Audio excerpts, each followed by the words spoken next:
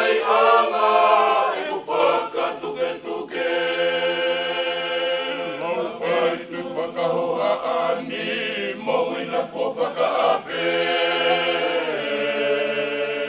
Wisa ke uho whangatau kupu e laione. Tomu e marea e wholau na kowhena pasi. Utuka kalako e whakanaanga aki e o tulangi. Leilani e kuofani kodono ai amanaki.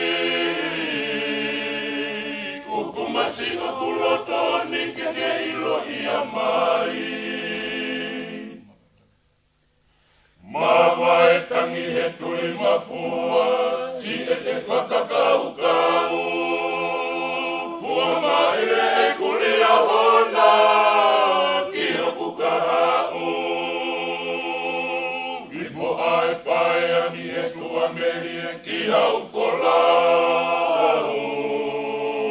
O wama tau koto kakala whakatalu-talu. Tua ki whare reise e wholauni, e o seni o e ilo. E seni si o harisone, kahana mei ka ilo. Lau e kulosario, he misa whakakosirio. E nitisi peti ai mga kahau, whekita e kukofesio. Apui asi e kumauini e matani tonga. Whawhangusiri wa mota kuilau tari asi paia. Ulute fuai maini una roto peki marila. Ikuna e natula ai palani ono merenga. Apui asi e kumauini Matanitonga, whawhangusiri wa mota kuilau, tari asi paia.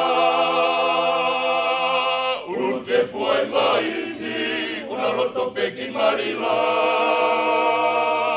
Ikuna e natula ai palani ano merenga. Ikuna e natula ai palani ano merenga.